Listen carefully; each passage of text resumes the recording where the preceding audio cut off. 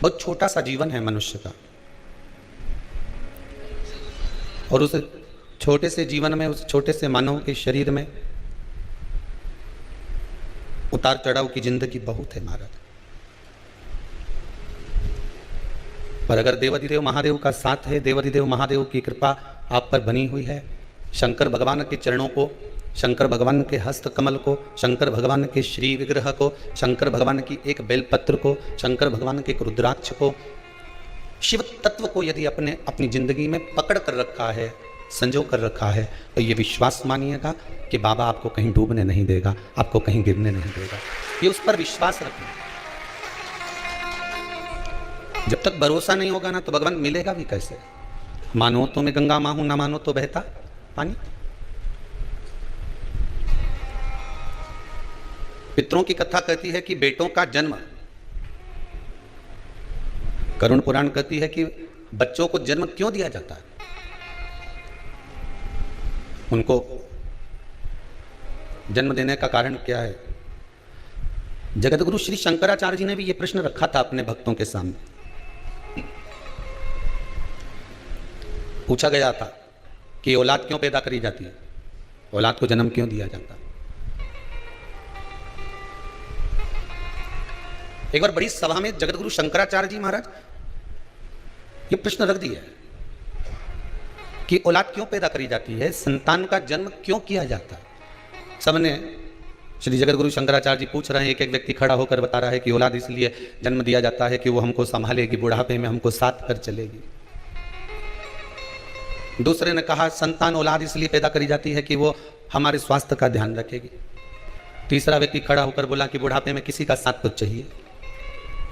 चौथा बोला जब हमारे जीवन में सुख दुख आएगा तो कोई साथ देने वाला तो चाहिए। श्री जगतगुरु शंकराचार्य जी ने इन सब की बात सुनी, पर जगतगुरु शंकराचार्य जी ने फिर भी मन को संतोष नहीं हुआ उस उत्तर से। तब श्री जगतगुरु शंकराचार्य जी के एक शिष्य बैठे हुए थे, बड़े गुरुदेव के चरणों का नित्य स्मरण करने वाले थे, नित्य भक्ति में डूबने वाले थे। फिर उन्होंने विनती करी, गुरुदेव मैं कहना चाहता हूं, आप सुनेंगे मेरी बात? जगतगुरु शंकराचार्य जी ने कहा बोलो क्या बात है? इस प्रश्न का उत्तर मैं देना चाहता हूं, आप दे दीजिए। गुरुदेव औलाद इसलिए पैदा करी जाती है कि माता पिता में आग लगाए।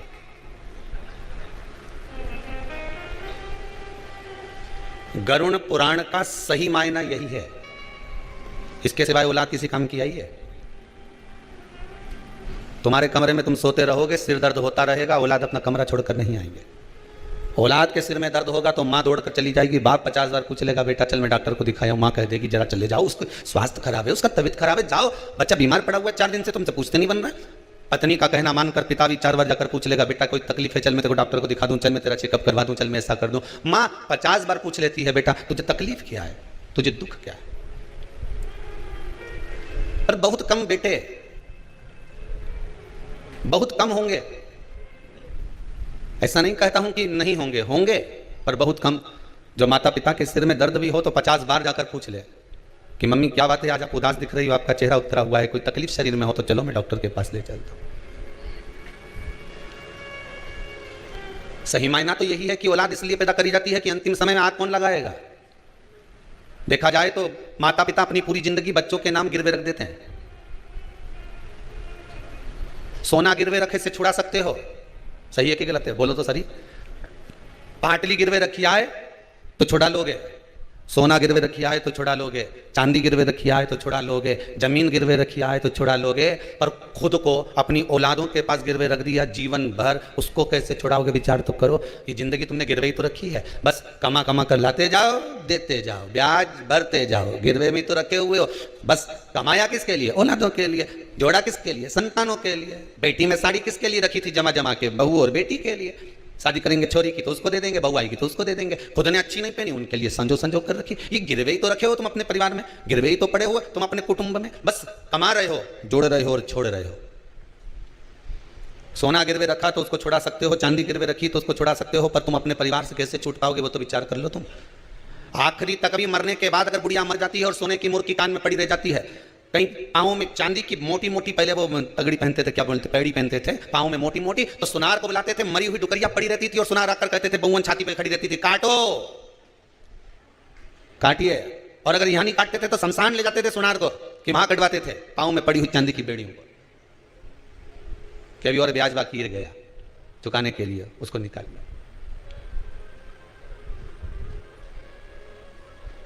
पूरी जिंदगी लगा दी आपने, पूरा जीवन, पूरा जीवन। अरे दिवाली का बम फटाका भी हमको बुद्धि देकर जाता है, बोलो सही है कि गलत है? दीपावली का बाजार करने कौन कौन जाता है, जरा हाथ तो उठाओ। और जितने लोग टीवी पर कथा सुन रहे हो, आप लोग भी तो दिवाली का बाजार करने जाते होगे, आस्था चैनल पर कथा श्रवण कर रहे हो, तो दिवाली का बाजार तो करने जाते होगे। तो दिवाली का बाजार करने जाओ तो बच्चे को दीपावली के बाजार में क्या अच्छा लगता है? तो क्या ये फटाका दिलवा दो, बोले बोले कि नहीं बोले बच्चा, ये फटाका दिलवा दो, ये रस्सी बम दिलवाओ ने, सुतली बम दिलवाओ ने, मैंने ये वाला बम दिलवाओ ने मुझे, ये बुलेट बम दिलवाओ ने मुझे, फुलझड़ी दिलवाओ ने मुझे, ये रस्सी बम दिलवाओ। बच्चों को प्रिय लगता है। आप भी बड़े हो, आपको भी बाजार में लेने जाओ कभी कपड़ा कभी सामान, तो आखिरी में तुम फटाका लेकर आओ कि नहीं आओ? 500 का लाया, 1000 का लाया, 2000 का लाया, 400 का लाया, 200 का लाया, पर लाया तो सही। अरे बोलो तो सही, लाए कि नहीं लाए? कितनी उमंग से लाए, कितनी उत्साह से लाए, किस लिए लाए? कि फटाका लाए हैं तो छोड़ेंगे। सही है कि गलत है? फटाके लेकर आए हो तो छोड़ेंगे, इसको फोड़ेंगे, इसको छोड़ेंगे, सब मिलकर छोड़ेंगे। चलो अब फटाका लाए 500 का, 1000 का, 2000 का, 4000 का, और इतने सारा फटाका लेकर आए। अब फटाका छोड़ने का जब समय आया तो फिर फटाका तुम 500 रुपए का लेकर आए थे, रस्सी बम ने, सुतली बम इतना महंगा लेकर आए थे, और फटाका जब इतना महंगा लेकर आए हो तो छोड़ो, छोड़ो कि नहीं छोड़ो तुम? अरे बोलो तो सही, छोड़ो ना। कैसे छोड़ो?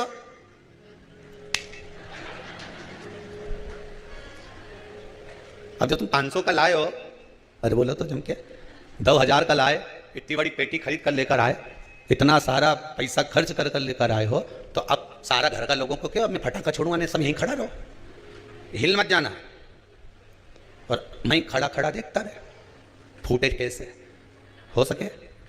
बोलो तो सही। 500 का फटाका लेकर आया और आग लग गई, न भाग गया। 500 का फटाका लाया, आग लग गई और भागा, छोड़। अरे बोलो तो जम के, छोड़ा, भागा। उसी तरह फटाके भी हमको ज्ञान देते हैं कि 500 का लेकर आया था ने, आग लगा के 2 मिनट में भाग गया। अगर खड़ा रहता तो मुंडा काला होता कि नहीं होता?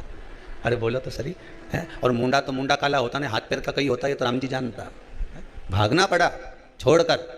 उसी तरह 500 का फटाका लाए, छोड़कर भागना पड़ा। बस एक निवेदन है, संसार में आए हो, बहुत सी चीजें खरीदना पड़ेगी, ये घर परिवार कुटुंब कबीला सब कुछ हमने जोड़ा, ये समझ लेना फटाका है, और एक दिन इसको छोड़कर भागना पड़ेगा। रह नहीं सकते इसके पास, इस फटाके के पास खड़े नहीं रह सकते आप। और आप में किसी में सामर्थ्यता हो तो खड़े होकर बता देना, एक पेटी में आग लगा, मैं खड़े रह जाए। अभी दशहरा आने वाला है, किसी से कहते ना रस्सी बम हमारे सामने जला, मैं तो यहीं खड़ा, जाकर क्या कर लेगा? 1000 रुपए का लेके आया हूं मैं, 5000 का लेके आया ने, आग लगा मेरे सामने लगा, परिवार वाले के इकट्ठा कर लेना, रे फटाका है, अभी आग लगाऊं, देखो 5000 का लेके आया हूं, खड़े रहोगे? नहीं, आग लगाए ना, भागना पड़ेगा। उसी तरह परिवार कुटुंब कबीला नाते रिश्ते, fridge cooler washing machine dining, ये सोफा ये पलंग ये मकान ये जमीन ये जायदाद, सारी संपदा हमने जोड़ी, ये फटाके की तरह है। जिस दिन परमात्मा आग लगाएगा उस दिन भागना पड़ जाएगा, तुरंत छोड़कर जाना पड़ेगा, इस संसार सागर से निकलना पड़ेगा। बस इतना ध्यान रखो, पेटी पास में रखो, सुतली बम पास में रखो, रस्सी बम पास में रखो, निवेदन है, पर आग मत लगाना। आग लगाओगे तो भागना पड़ेगा। रहो संसार में, रहो कुटुंब में, रहो परिवार में, नातों में, रिश्तों में, कहीं देने की मना नहीं है, खूब रहो।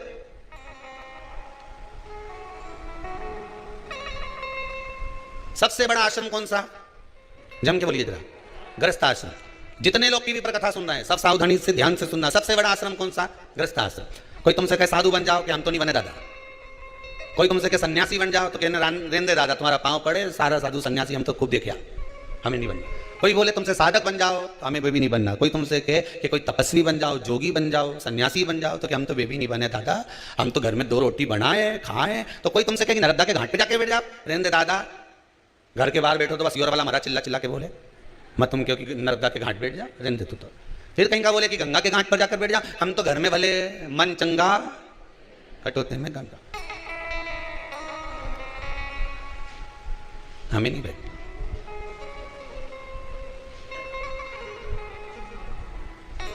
फिर कहाँ रहोगे? तो कहा जैसे मीरा घर में रहती थी, नामदेव जी घर में रहते थे, रामकृष्ण परमहंस जी घर में रहते थे, संत तुकाराम जी घर में रहते थे, मुक्ताबाई घर में रहती थी, कर्माबाई घर में रहती थी। भगवान उसको मिला कि नहीं मिला? मिला ना। ऐसी हम भी घर में रहेंगे। घर में रहना कोई सरल बात है? अरे भैया, माना कठिन है घर में रहना, पर घर में ही तो भगवान मिलेगा। यशोदा रानी को मिल गया, नंद बाबा को मिल गया, मेरे दशरथ जी महाराज को मिल गया, कौशल्या मैया को मिल गया, तो मुझे क्यों नहीं मिलेगा? मिलेगा तो मेरे ही घर में, क्यों नहीं मिल सकता? रहो घर में। बस इतना याद रख, जैसे किसी एक सेठ जी के लड़के की शादी, सेठ जी ने कहा एक से बढ़कर एक आइटम आना चाहिए। बैंड देखो कहां का जोरदार है, कैसा वहां का बैंड जोरदार है, उसी को बुक करो। हलवाई कहां का जोरदार है, कैसा वहां का हलवाई जोरदार है, उके बुक करो। बोलो सही है कि गलत है? जिसके अच्छी शादी होती है खूब पैसा खर्च करे तो अच्छा अच्छा चुन चुन के लाए। तो किसी ने कह दिया साहब दूल्हा काय पे बैठेगा, तो कि घोड़ी पे बैठेगा, तो घोड़ी ढूंढो। तो क्या साहब घोड़ी तो वो वहां की जोरदार थी साहब, ऐसी घोड़ी है क्या जोरदार, दूल्हा ऊपर अगर बैठ जाए तो लगे कि दूल्हा। अगर शादी करो नहीं छोरा की तो घोड़ी तो उनकी लाना साहब।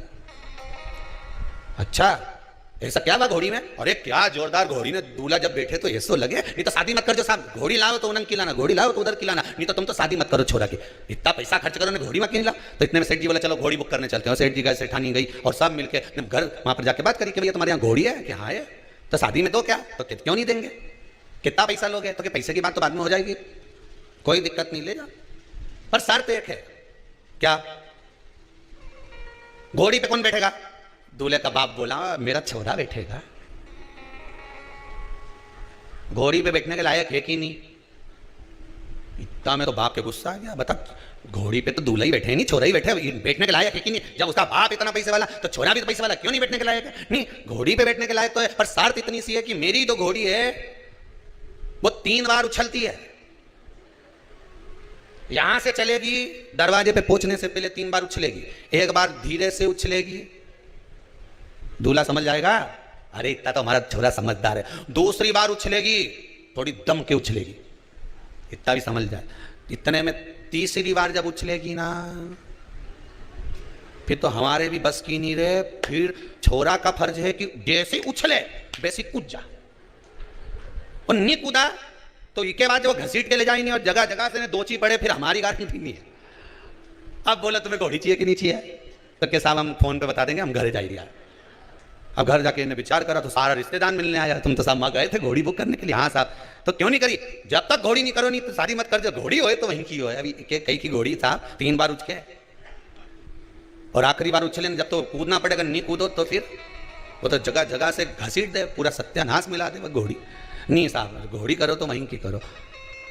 सारा पत्नी ने भी कह दिया जी कर लो ना, घोड़ी करने में क्या जाने, कर तो लो, पर वो उछके 3 बार, और 3 बार उछलने में, और तीसरी बार समझदार होगा तो कूद जाएगा। पहले छोरा से पूछ लो कूदे कि नहीं कूदे। तीसरी बार में अगर ये कूद जाए तो मेरे को घोड़ी करने में दिक्कत नहीं है। इससे पूछो पहले छोरा से। तो छोरा से पूछा क्यों रे, थारी शादी करे ने घोड़ी पे तुझे बिठाए ने, तीसरी बार में कूदी जाएगा हो? अब ये तो बोल दिया कि हो, और ये जो घोड़ी पे बिठाया ने तीसरी बार में, पहली बार में तो जो कूदी तो बड़ा अच्छा लगा, कहीं उछली जोरदार, और दूसरी बार में जो उछली तो बापड़ा गिरता गिरता बच्चा फिर भी दम से, और तीसरी बार में तो घोड़ी जो उछली तो कूदिया नहीं पड़ा, नहीं कूदा तो घोड़ी ने के पांव में फंसा लिया, और फंसा के जो लई ने दौड़ी ने सब दूर से घसा फंसा कर दिया पूरा सब दूर से। अब तो पहचान में नहीं आया कि ये दूल्हा है कि बावर्ची है, पहचान नहीं आया। बस ये घोड़ी की कथा नहीं, अपनी कथा है। गृहस्थ आश्रम में चलते चलते सबको घोड़ी पर बैठना है। 3 बार घोड़ी उछलती है, बचपन, जवानी और अधेड़ी। जिसने अधेड़ी तक संभल लिया बुढ़ापा संवर गया। बचपन में उछलेगी घोड़ी, तब थोड़ा संभलना है।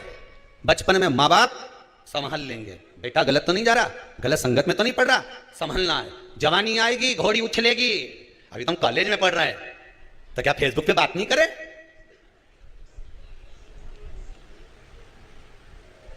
क्या व्हाट्सएप नहीं चला? घोड़ी उछली, बहुत अच्छे से समझना हो। बचपन में उछली, माता पिता ने संभाल लिया। जवानी में उछली, डामाडोल हो गया, और तीसरी बार में कूदना जरूरी है। अधेड़ी आए तब, शादी हो गई, बच्चे हो गए, सब अपने अपने काम धंधे से लग गए, फिर उछकी, बस जब बच्चे काम से लग गए, परिवार सही हो गया, धन दौलत तुमने कमा कर दे दिया, सत्ता लग कर दे दी, सबको सब लायक कर दिया, अब तुम्हारा फर्ज है कि घोड़ी से उचक जाओ, चलो परमात्मा की ओर। तीसरे नंबर पर जब घोड़ी उचके, सब अपनी अपनी जगह सेटल हो जाएं, सब अपनी अपनी जगह काम पर लग जाएं, तो उचककर परमात्मा के पास चले जाना, उचककर भगवान की शरणागति में चले जाना, शिव के चरणों में जाकर बैठ जाना, भगवान की भक्ति में जाकर बैठ जाना। और अगर नहीं बैठे तो घोड़ी रपेटना जानती है, अर्थात अधेड़ी अगर बेकार हो गई, बुढ़ापा बिगड़ जाएगा, बुढ़ापा बेकार हो गया तो अगला जन्म बिगड़ जाएगा। कई लोग हैं अगला जन्म बिगड़ गया लोगों का, कहीं हाथ बेकार, कहीं पांव बेकार, कहीं शरीर बेकार। किसी से जाकर पूछें, गुरुजी बताओ ये हमारे यहाँ बच्चा हुआ ऐसा क्यों हुआ, बेटी हुई ऐसी क्यों हुई, भाई हुआ ऐसा क्यों हुआ, कुटुंब में ऐसा क्यों हो गया, ऐसा व्यक्ति क्यों पैदा हो गया, उसको शरीर में ऐसी विकलांगता क्यों था, उससे पूछो। क्योंकि जन्म मिला था, बचपन, जवानी, अधेड़ी, बुढ़ापा, मनुष्य का शरीर मिला था साधने के लिए, पर परमात्मा का नहीं हो पाया। आखिरी में ना बचपन में लांगा ना जवानी में लांगा। घोड़ी तो उछली थी, अगर कूद जाता तीसरी बार में भगवान के चरणों में पहुंच जाता तो शायद अगला जन्म संवार लेता, पर अगला जन्म संवार नहीं सका। परमात्मा ने बारंबार मौका दिया। ऐसा कोई मनुष्य पैदा नहीं हुआ संसार में, चाहे राजा हो, रंक हो, भिखारी हो, चाहे ब्राह्मण, संत, साधु, सन्यासी, तपस्वी, साधक, उपासक, कोई भिक्षुक, कोई भिखारी, कोई राजा, कोई सांसारिक मनुष्य, कोई गृहस्थ आश्रम में रहने वाला, कोई घर में रहने वाला व्यक्ति, हर एक व्यक्ति को मेरा भोलेनाथ एक मौका जरूर देता है। किसी व्यक्ति से उसको एक बार जोड़ देता है कि मैंने तुझे मौका दिया है, इससे जुड़ जाना और जुड़ने के बाद तेरी जिंदगी संवार लेना। इस व्यक्ति से मैंने तुझे जोड़ा है, तेरे विश्वास से तुझे जोड़ा है। भगवान शंकर, मेरा भोलेनाथ, मेरा राम, मेरा कृष्ण, मेरा परमात्मा संसार के हर मनुष्य को, चाहे वो कोई मंत्री हो, संतरी हो, गृहस्थी हो, चाहे भिखारी हो, चाहे कोई किसी भी धर्म का, किसी भी वर्ण का, किसी भी गोत्र का हो, हर व्यक्ति को, चाहे छोरा हो, चाहे छोरी हो, चाहे व्यक्ति हो, हर व्यक्ति को भगवान एक बार किसी अच्छे व्यक्ति से जुड़ने का मौका देता है कि इससे जुड़ जाना, अपनी जिंदगी बना लेना। पर उससे जुड़ने के बाद भी आप अलग होकर अपनी जिंदगी को नरक बना लो तो तुम्हारा जीवन व्यर्थ बेकार है। उससे जुड़ने के बाद भी तुम अगर परमात्मा के नहीं हो पाए तो फिर संसार में किसके हो गए?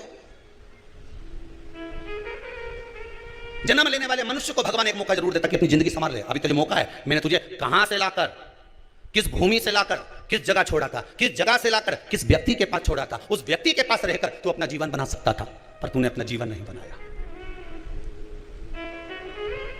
मौका दिया परमात्मा ने, पर हमारा अहंकार, हमारा अभिमान, हमारी अहमता हमको जोड़ने लगी।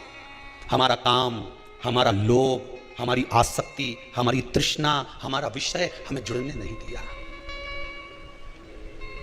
आसक्तियों में फंस गए। परमात्मा अगर किसी का काम कर देता है तो दुनिया के लोग परमात्मा का गुणगान गाते हैं। बोलो गाए कि नहीं गाए? अरे बोलो तो सही, गाए नहीं? जितने लोग आस्था पर कथा सुन रहे हो, मोबाइल पर कथा सुन रहे हो, फेसबुक यूट्यूब पर कथा श्रवण कर रहे हो, मैं सभी श्रोता भाई बहनों को बहुत बहुत धन्यवाद देना चाहूंगा। बहुत बहुत साधु बात है साहब। टीवी पर सुनने वाले तो कथा टीवी पर सुन रहे हैं, तो भी अगर फेसबुक और मोबाइल पर लोग कथा सुन रहे हैं तो 40-40 हजार लोग केवल मोबाइल पर कथा श्रवण कर रहे हैं। उनको नमन करता हूं, आपके विश्वास को, आपकी श्रद्धा को नमन करता हूं। कल कार्यकर्ता बता रहे थे गुरुदेव, 40,000 लोग तो केवल यूट्यूब पर कथा कर साधन श्रवण कर रहे हैं। मैं आपकी श्रद्धा, आपके विश्वास को नमन करता हूं। मैं नवयुवक टीम को जो अपना समय इस परमात्मा को, मेरे शंभू को दे रहे हैं, उनको नमन करता हूं। आपका विश्वास इससे ही जुड़ा रहे, मेरा शंकर आपको उन्नति की ओर लेकर चले जाए, बस यही विश्वास पर मैं आपको नमन करता हूं। ये आपका श्रद्धा, आपका विश्वास है, भरोसा है। एक मौका परमात्मा जरूर देगा आपको, आप हारना मत। आज दिल्ली से एक माता जी आई हुई थी, वो कह रही थी गुरुजी मैं पिछली बार अपने बेटे को लेकर आई थी, उसका एक एग्जाम नहीं निकल रहा था और वो उस कहाँ गई, वो बैठी होंगी कहीं ना कहीं, खड़ी होइए जरा, माइक दीजिए जरा।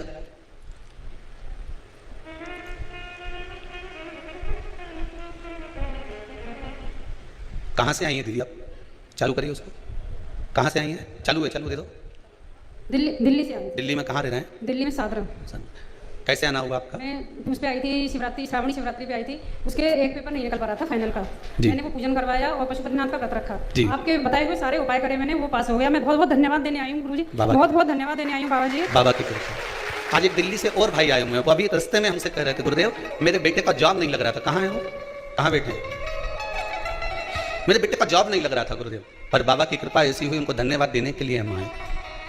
कहाँ है? कोई दिख रहा है? कहाँ गए? दिल्ली वाले जो आए हुए थे गए होंगे शायद। बेटे का जॉब नहीं लग रहा था गुरुदेव, बड़ी कृपा करी बाबा ने। शंकर करुणा सागर है,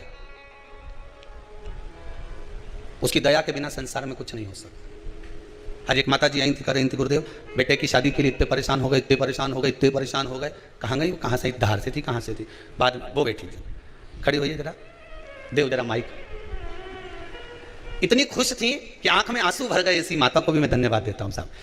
सब जगह से जब हार गए, अंत में शंभू की शरण में गए और बाबा ने अगर हाथ पकड़ा तो इससे बढ़कर खुशी और क्या हो सकती है, जरा विचार करिएगा।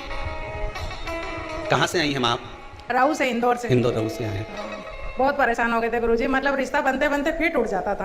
अब बाबा ने कर दिया। 3-4 बार ऐसा हुआ, फिर मैंने ना आपके उपाय करे और पशुपतिनाथ का व्रत करा। जय हो पशुपतिनाथ की। हो गया ना, दूसरे ही सोमवार को रिश्ता पक्का हो गया और अब शादी भी हो गई। जय हो भोलेनाथ की जय हो। बैठिए। बहुत बहुत धन्यवाद प्रभु जी। एक अहमदाबाद से कोई आए हुए हैं, बड़ा सुंदर व्याख्यान कर रहे थे। अहमदाबाद वाले कहाँ हैं? खड़े होइए जरा, पहुंचाइए जरा माइक।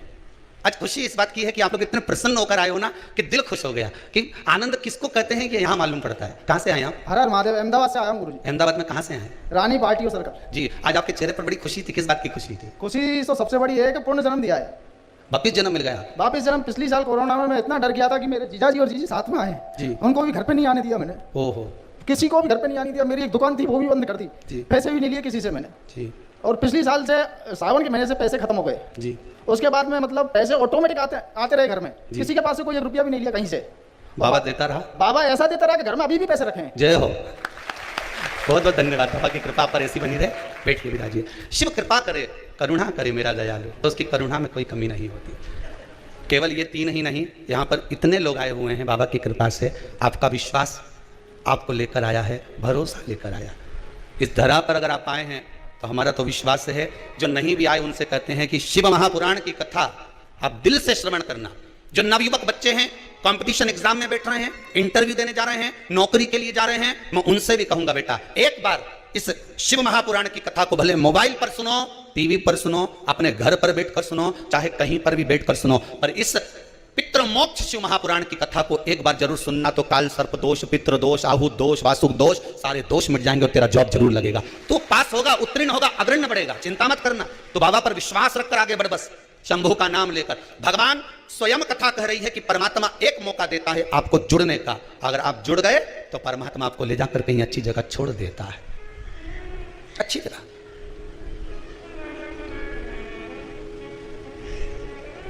भगवान काम करेगा तो आप यश करोगे, जिसका भगवान नहीं कर्म करेगा तो लोग उसका भी बोलेंगे हम तो भगवान के मंदिर जाते थे, हमने तो खूब अगरबत्ती लगाई, हमने तो खूब दियाबत्ती लगाई, भगवान तो हमारी सुनता ही नहीं है। केवल भगवान के साथ नहीं होता, संसार के प्रत्येक मनुष्य के साथ होता है। आपके यहाँ कोई काम कर रहा है, आपके यहाँ कोई नौकरी कर रहा है, आपके यहाँ कोई चाकरी कर रहा है, कोई सेवा कर रहा है, कोई नौकरी कर रहा है, कोई धंधा, कोई आपके हाथ के नीचे काम कर रहा है। 8 साल 10 साल 12 साल उसने आपके हाथ के नीचे काम करा, आपके यहाँ काम करा, आपने उसकी कुछ गलती को देख लिया, उसको निकाल दिया। अब वो व्यक्ति जिसको निकाला है तुमने, वो तुम्हारी बड़ाई करेगा। आपके पास में खूब रहा, 10 साल तो आपके पास में रहकर खूब चक्की जिंदगी थी, और जब आपके पास से, आपकी नौकरी से, आपके दरवाजे से निकाल दिया गया, उसका व्यवहार, उसका व्यवसाय देखकर, उसका स्वरूप देखकर, उसकी गलत काम देखकर, तो वो तुम्हारी बड़ाई नहीं करने वाला, वो तुम्हारी जगह जगह केवल बुराई ही करेगा। अब उसके बुराई करने से तुम्हारा कुछ बिगड़ने वाला है क्या? हाथी जाए बाजार और कुत्ता भोके हजार, उससे कुछ बिगड़ेगा क्या तुम्हारा? कुछ नहीं। तुम तो हाथी जैसे दुम हिलाकर, अलमस्त सूंड हिलाते हुए अपनी जिंदगी को आगे बढ़ाते चलो। दुनिया आग लगे बस्ती में अपन रहो, मस्ती में क्या किसको रोइए, चादर तान के सोइए, आप अपनी जिंदगी मस्त जियो। दुकान किस किस की है? हाथ उठाओ जरा, जिन जिन की दुकान है मतलब लो। जितने आस्था पर कथा सुन रहे हो, दुकान तुम्हारी भी होगी ना। दुकान में कांटा और बाट रेक ही नहीं रहे। कांटा मतलब तराजू और बाट, कांटा और बाट रेक ही नहीं रहे। अगर कांटे ही कांटा रख लो तो अरे बोलो जम के काम चले नहीं, और बाटी बाट रख लो तो कहीं मट्टा बोले। अरे बोलो तो सही, कांटा होगा तो बाट भी होगा, बोलो सही है कि गलत है? उसी तरह जिंदगी में कांटे होंगे तो थोड़ा बाट करना। बाट मतलब इंतजार, सुख मिलेगा जरूर, मतलब तोले हुआ कुछ भाग मिलेगा जरूर। कांटा होगा तो बाट रखना पड़ेगा, बाट मतलब इंतजार रखना पड़ेगा। जिंदगी में कांटे तो दुनिया के लोग बोएंगे, बहुत कांटे चुभाएंगे, पांव में चुभाने के लिए आएंगे, पर थोड़ा सा इंतजार करना। इंतजार मतलब बाट जोना, इंतजार करना, थोड़ी प्रतीक्षा करना, भगवान पर विश्वास रखना, भरोसा रखना और दृढ़ता रखना। तो जैसे कांटे पर बाट रखाता है तो वस्तु तुला जाती है, उसी तरह जिंदगी में कांटे बोने वाले कांटे बोएंगे, पर बाट जो कर चलना, इंतजार कर चलना, तो कुछ ना कुछ तुला कर तेरा भी जीवन सार्थक हो सकता है। कांटा होगा तो बाट होगा। अकेला बाट किसी काम का नहीं होता, अकेला कांटा किसी काम का नहीं होता, वो किसी काम का नहीं। दुनिया के लोग बहुत कहेंगे खूब कथा सुनती थी, खूब डरा सा दुखाया कि दुनिया के लोग उंगली उठाना चालू कर देंगे। तुम घबराना मत, हाँ सुनती थी, और खजूर वाली चोटी बना के जान ले, सुनो में तज्जा क्या कर ले। अब दुख आन पड़ा, इतनी तकलीफ आई, क्या कर लिया तेरे बाबा महादेव ने? तो क्या उसने करा तभी तो इतनी शान से जी रही, और आपसे निवेदन है, पहले भी कथा में कहा, दुख कितना भी आए पर चेहरे से स्माइल मत जाने देना। तुम्हारी स्माइल तो ना जाने कितनों को घायल कर जाएगी, ना जाने कितनों को। दुनिया के लोग कहेंगे इतना दुख आने के बाद कर्जे में लगा लूम पड़ी, दुकान नहीं चल रही, फैक्ट्री बिकने में पड़ी, सारा मकान बैंक में पड़ा, इसके बाद भी इसके चेहरे पे इतनी स्माइल, सारा रिश्तेदार उनके अटैक आ जाएगा बापड़ी के देख देख के। इतनी प्रसन्नता कहां से ली है? इतना कर्जा बैंक में, लोन में पड़ा, ये पड़ा, वो पड़ा, बहू सुने नहीं, बेटी ऐसी, बेटा वैसा। दुनिया के लोग कितना ही उंगली उठाएं, पर शंकर की कथा अपनी जिंदगी में उतार कर रखना। स्माइल में कमी मत आने देना, प्रसन्नता में कमी मत आने देना, भगवान के भजन में कमी मत आने देना, भगवान की भक्ति में कमी मत आने देना, शंकर के स्मरण में कमी मत आने देना, शंकर के गुणवाद में कमी मत आने देना, शंकर की कथा में कमी मत आने देना। मेरे चेहरे पर ये चमक, ये दमक, ये फूल बन में महक, सब कुछ भोलेनाथ की दी हुई है। कर्जे में हूं तो क्या हुआ, एक दिन तो उबारेगा। तुम्ही ने दर्द दिया है, तुम्ही दवा देना। उसने दर्द दिया, उसने दुख दिया, उसने तकलीफ दिया, उबारेगा भी भाई। क्यों रहूं मैं, इसलिए रहूं मैं। गुरुजी मेरी जमीन पे कब्जा कर लिया। ओहो, तेरे मन पे तो नहीं करा, काय पे करा है? जम के बोलिए, जमीन पर। गुरुजी मुझे बताया ही नहीं, रजिस्ट्री करा ली। कोई बात नहीं, तेरा भाग्य पे तो रजिस्ट्री नहीं कराई। अरे बोलो तो सही, कराएगा? तेरा मन, तेरी बुद्धि, तेरा चित्त सब ले जाके भगवान पर सौंप दे, फिर देखें वो रजिस्ट्री काम आएगी कि ये रजिस्ट्री काम आएगी। फिर देखा जाए वो काम आएगा कि ये काम आएगा। संसार के लोगों से व्यवहार निभाओगे तो एक ना एक दिन धोखा खाओगे, पर मेरे महादेव से व्यवहार निभाओगे तो दुनिया के लोगों के मुख चुप करके ऊपर बढ़ते चले जाओगे। संसार के लोगों से व्यवहार नहीं निभाना। संसार के लोगों में तो ऐसे रहना जैसे जल में कमल का फूल रहे। मेरे अवगुण दोष समर्पित हो सरकार तुम्हारे चरणों में। हमें परिवार में, नातों में, रिश्तों में, कुटुंब में, कबीले में सबके साथ रहो, कमल के फूल के जैसे रहो। कमल का फूल के नीचे कितना कीचड़ है, पर फूल कितना जोरदार है। ओके, देखते से तोड़ने का मन करे, जो तोड़ने जाए वो पहले कीचड़ में धस जाए, जब पहले धस कमल के फूल के तोड़ने जाए। भगवान कहते हैं मेरा भक्त जो मेरा स्मरण करता है, मेरे शंकर कहते हैं जो मेरे मंत्र में डूबा रहता है, तो शिव महापुराण में हमेशा डूबा रहता है। रात को भी मन नहीं लग रहा तो मोबाइल में कथा सुनने बैठ गए, दिन में मन नहीं लग रहा तो कथा सुनने बैठ गए। अभी 2-4-8 दिन नहीं आई ना तो लोगों की नींद नहीं आई। शिवर वाला महाराज कब कथा सुनाएगा, राम जी कब कथा आएगी। तो हमारे कार्यकर्ता बोले यहाँ से ऑफिस में से कि और भी तो आ रही कथा, वो सुन लो। नहीं, शिवर वाला कब आएगा? नहीं तो कथा सुनो, मना नहीं, पर मन नहीं लगे। खानो नहीं भावे मन, तीनों नहीं भावे रे। कल एक माता जी ने लिख के भेजा है, क्या नाम, रामेती बाई लिख के भेजी है रतलाम से। गुरु जी को धन्यवाद देना, अगर श्राद्ध में कथा नहीं आती तो मुझे पूड़ी और खीर भी नहीं भाती। धन्य है रामेती भाई थारे। तुम्हारे जो मैसेज आते हैं ना बड़े गजब गजब आते हैं, बातें छोरा उन पढ़े और पढ़ के जब सुनाए नहीं तो गुरु जी ये देखो। एक तो दादा हमें तो लिखना नहीं आनी तो हम हमें से टाइप कर करके भेज दे। अब माला जब पे कि टाइप करें, यही समझ में नहीं आता तो तुम्हें तुम भी भेज देते हैं। हाँ जी रामेती भाई बिल्कुल सही बोली रहे, तू तो कितना डरा है। भजन न कहे, कहने वाला कहे, पर अगर भोले बाबा का सहारा न होता तो दुनिया में कोई हमारा न होता। कौन होता हमारा? शंकर नहीं होता। 2 साल से ये कोरोना चल रहा है और 2 साल से ये शिव महापुराण ऐसी चल रही है कि कोरोना और पुराण का जंग चल रहा है। शंकर का और कोरोना महामारी का जंग चल रहा है। जैसे वो अहमदाबाद वाले बोले, ऐसे कई लोग आकर बोले कि हमारा विश्वास जीता है। घर के लोगों को तो हॉस्पिटल में आने नहीं दिया, पर पत्नी ने कह दिया था चिंता मत करना, मैंने शिव महापुराण की कथा सुनी और महाराज छाती ठोक ठोक के सियोर वाला की विश्वास करो, विश्वास। जितना सियोर वाले महाराज पर भरोसा मत करना। सियोर वाले महाराज का क्या भरोसा, हम तो मनुष्य हैं और ना यहाँ पर किसी को भभूति मिलती है ना कोई बेल मिलती है इस कुबेरेश्वर धाम में। ना अभी भोलेनाथ जी बैठे हैं, यहाँ तो केवल कंकर और शंकर है। ना यहाँ बेल, ना भभूति, ना कोई मंत्र, ना कोई तंत्र, ना कोई विद्या। बस आओ ने अपने हाथ से पूरी सब्जी बनाओ, खाओ, जाओ। उसके बाद 3 महीने में त्योहार है, तैयारी का त्योहार है, टिप्पो में त्योहार है, तैयारी का त्योहार है।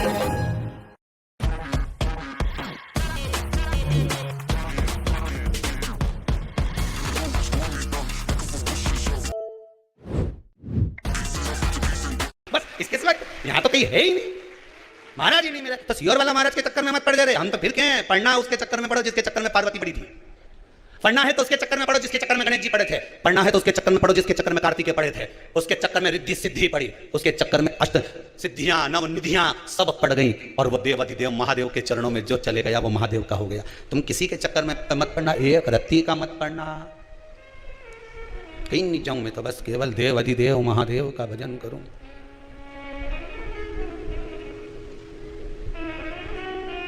स्वयं भगवान विष्णु से पितृ देवता कहते हैं। आपको कथा में कहा था, जितनी देर आप शिव महापुराण की कथा में बैठते हो, आस्था चैनल के सामने या मोबाइल पर कथा श्रवण करने बैठते हो, ऑनलाइन शिव महापुराण की कथा सुन रहे होते हो, उतनी देर जितनी देर आप भगवान की कथा सुन रहे होते हो, उतनी देर आपके पूर्वजों के पास, आपके पितरों के पास भगवान विष्णु बैठे रहते हैं। उनके कंधे पर हाथ रखकर कथा सुनते हैं कि तेरे बच्चे सत्कर्म कर रहे हैं, तेरे बच्चे पुण्य कर्म कर रहे हैं। इसलिए आपसे करें, बार बार करें कि इस पुनीत पावन 24,000 श्लोक से शिव महापुराण का जो यज्ञ चल रहा है, इसका दर्शन करो, कथा श्रवण करो और अपने जीवन को सार्थक बनाओ। जितनी देर आप कथा में बैठे, उतनी देर आपके पूर्वजों के पास मेरे नारायण बैठे, उनके पास भगवान बैठे।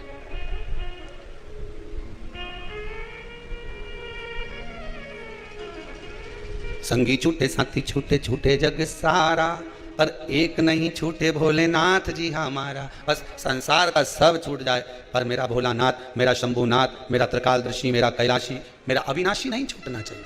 वो क्यों छूटे?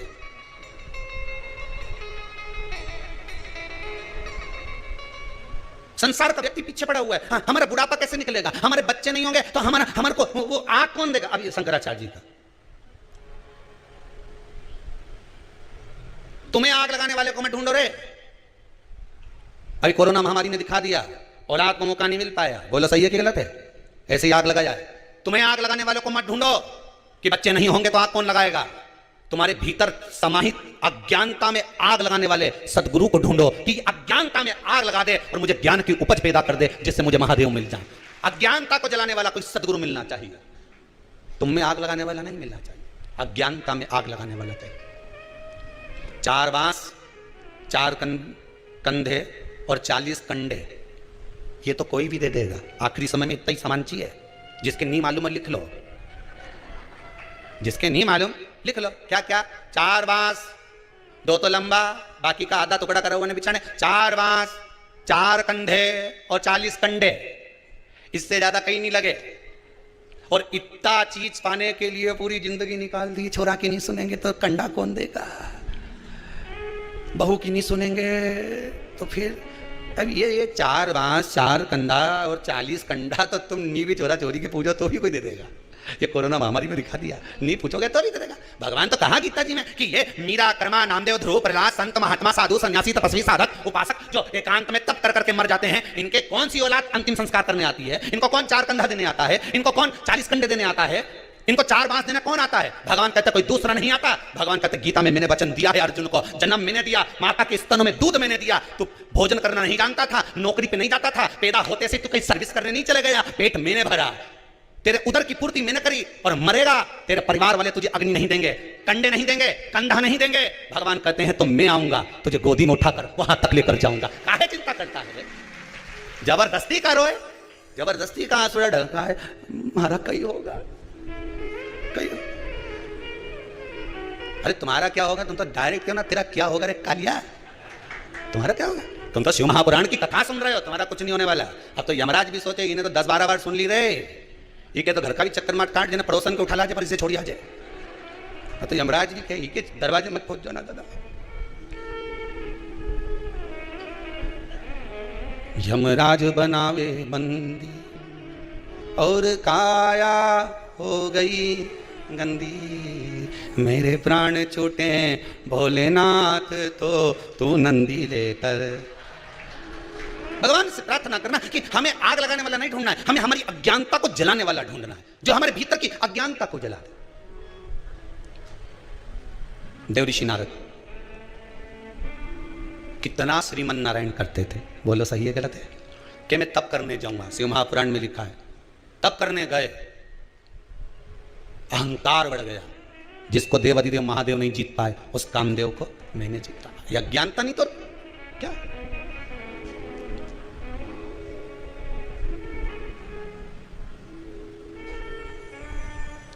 अब ये सबसे पहले उठ के किसके पास गए? शंकर जी के यहाँ गए थे कि नहीं गए थे? कथा बताया था। कौन? देवऋषि नारद ने कामदेव को जीता। सीधे शंकर जी के पास गए और शिव जी के पास जाकर बोले देव हरिदेव महादेव की जय हो। शंकर भगवान ने पूछा आओ प्रभु कैसे आना हुआ देव ऋषि नारद। नारद जी बोले जिसको आप नहीं जीत पाए उस कामदेव को मैंने जीता है। शंकर भगवान बोले आप देव ऋषि नारद हो, आप तो दुनिया जीत सकते हो, ऋषि क्या नहीं जीत सकता, आप तो दुनिया जीत सकते हो। शंकर भगवान ने रुद्राक्ष की माला उठाई, नारद जी के गले में पहना दी और जाते जाते नारद जी को एक फ्री की एडवाइस दे दी, अकल, फ्री की अकल, फ्री का ज्ञान। क्या दिया?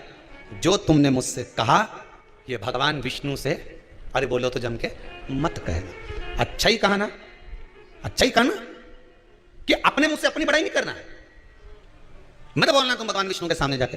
पर नारद जी माने, फ्री की चाय बटे तो भीड़ लग जाए रे। बोलो सही है कि गलत है? और मैं लिखा रे फ्री की चाय, तो तुम कहीं फ्री आओ, यहाँ होटल पे अंदर फ्री में।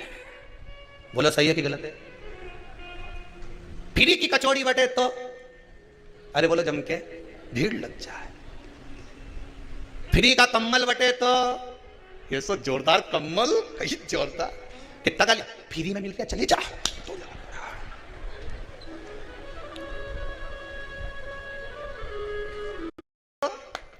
पेन के ढीलो पड़े दूसरा ले जा। फ्री की चाय बटे तो लोग लूट लें, फ्री का कम्बल बटे तो लूट लें, और फ्री की अकल बटे तो कहां जाए? गुरु माता पिता फ्री में ही अकल दे नहीं दे। अरे बोलो तो जम के कि का पैसा ले, गुरु पैसा ले फ्री में अकल दे। गुरु माता और पिता फ्री में ज्ञान देता है, इसके बाद भी लोग नहीं लेते। गुरु समझाता है मत पड़ झूठ के चक्कर में, मत पड़ या छोरी के चक्कर में, मत पड़ या छोरा के चक्कर में, मत पड़ इस चक्कर में। झूठ और प्रपंच जिंदगी बर्बाद कर देगा तेरा। कितना झूठ बोलेगा, एक के बाद एक झूठ बोलेगा और जीवन नरक कर लेगा तेरा। गुरु जी हमेशा फ्री में ज्ञान दे तो लोगों को अच्छा नहीं लगे, फ्री की चाय अच्छी लगे, पर अक्ल माता रोज के बेटा देख गलत संगत में मत पड़ जाओ, उसके साथ क्यों रे वो गलत है, माँ समझाए बेचारी फ्री की अकल दे तो नहीं समझ में आए। और जब वही अकल में पैसा लगे फिर वकील के यहाँ जाए, साहब पीछा छुड़ा दो, वो जगदम्बा हमारा रोज का प्राण खाए, पीछा छुड़ा दो। और जब फ्री में माँ कहती थी कि सिर मत चढ़ा, तो हमारी घरवाली हमारे सिर नहीं चढ़ाऊं। अब वकील के यहाँ पैसा दे रहा 20, 5, 10, 15, साहब पीछा छुड़ा दो। अब अकल का पैसा लग रहा है, बुद्धि का। गुरु माता पिता फ्री में ज्ञान देते हैं, कौन सा तुमसे पैसा ले? अरे गुरुजी बराबर तो जीवन में कोई नहीं हो सकता, सदगुरु बराबर दुनिया में कोई नहीं हो सकता। एक कथाकार जब कथा करने बैठता है व्यासपीठ पर, जितने कथाकार कथा करने बैठते हैं ये अपनी तिजोरी का माल लेकर बैठते हैं। उनकी तिजोरी है श्रीमद् भागवत, शिव पुराण, रामायण, और इस तिजोरी के माल को भरे मंच से लुटाना प्रारंभ करते हैं कि राम नाम के हीरे मोती मैं बिखराऊं गली गली। ले लो रे कोई, अरे जम के तो बोलो, ले लो रे कोई राम का प्यारा, शोर मचाऊं गली गली। एक कथाकार, एक संत, एक महात्मा, एक जोगी, एक सन्यासी, एक तपस्वी, एक साधक, एक व्यास वक्ता कथा करने बैठता है तो अपनी तिजोरी का माल लुटाने बैठता है कि तुम्हें लुटा रहा हूं, ले लो, अभी भी मौका है, ले लो। जैसे वो रात के चिल्लाए, सीटी बजाए, जागते, अरे बोलो चमके, जागते रहो। अब उसको क्या पड़ी आधी रात को चिल्लाने की कि जागते रहो? उसको मालूम है कोई जगह सो। उसी तरह गुरु जी भी दिन में चिल्लाते हैं जाग जाओ, अभी कुछ नहीं बिगड़ा, राम कृष्ण शिव कहीं नहीं गया, तुम्हारी तिजोरी का माल कोई लूट के ले जाएगा, जाग जाओ। इस हृदय में राम और कृष्ण और शिव को बिठा लो, नहीं तो कब लुट जाएगी ये तिजोरी। श्वास जाती जा रही है, जा रही है, पूरी तिजोरी लूटती चली। बचा लो, अभी भी मौका है।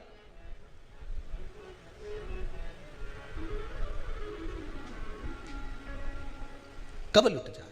साथ देती नहीं ये किसी का, क्या भरोसा है इस जिंदगी का। श्वास रुक जाएगी चलते चलते, क्षमा बुझ जाएगी जलते जलते, दम निकल जाएगा रोशनी का, क्या भरोसा है इस जिंदगी का, क्या भरोसा है इस जिंदगी। बड़ी मुश्किल से मिला है जी, बड़ा मुश्किल। ज्ञान उसी को दीजिए जो ले रहा हो, उसके सामने कभी ज्ञान मत दो जो लेने को तैयार नहीं। कितनी अच्छी अच्छी बात रावण और दुर्योधन को समझाते थे, फ्री की एडवाइस देते थे, फ्री का ज्ञान देते थे, कितना समझाते थे, अच्छी अच्छी बात बताते थे, तो इसके समझ में आती थी? अरे बोलो तो सही जरा जम के। ये जितना लोग तुम आस्था टीवी पर कथा सुन रहे हो, जितने लोग मोबाइल पर सुन रहे हैं, इनको कितना ज्ञान दिया बेचारे के नाना जी भी बोला रावण का, तो नाना भी बोला अरे सुधर जा रहे हो 10 मुंडा का, सुधर जा, तेरे को समझाऊं, अच्छे से समझा रही हूँ, समझ जा, मैं लंकेश मत कर, अभी भी तेरे को समझा रहे। नाना जी बोला, इतना डोकरा आदमी, बूढ़ा आदमी बोला कि समझ जा रहे। अच्छा वो तो वो एक धर्म पत्नी भी समझाई बेचारी मंदोदरी भाई, कितना किया, समझ जाओ स्वामी, पर ये फ्री की एडवाइस जिसे समझ में आए। अच्छी बात अगर किसी के क्यों नहीं, तो वो पटना की बोलूं कि काली मिर्ची बोलूं? तुम बोलो वो बोल दूं?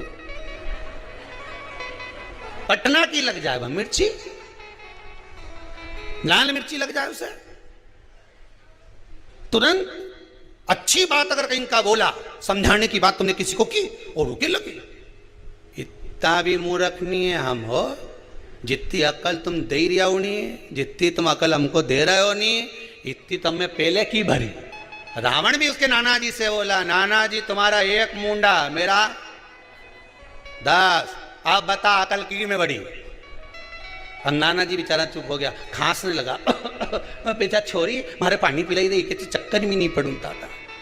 अकल उसके दी जाए जिन्हें अकल में हो थोड़ी बहुत, जिसकी विवेक में समा जाए। अब ये तो कि हमारा 10 मुंडा और तुम्हारा 1 मुंडा, अकल तुम 1 मुंडा से तो हमारे तो 10 मुंडा की अकल। अपन किसी की अच्छी अकल तो नहीं, तो उसे पटना की मिर्ची लगे, उसे मिर्ची लग जाए। बताओ हमें ज्ञान दे रहा है, हमें जैसे अकल ही नहीं है। समझाने वाला मम्मी समझाए छोरा के तो छोरा ही कह रहे, अपनी अकल अपने पास रखो।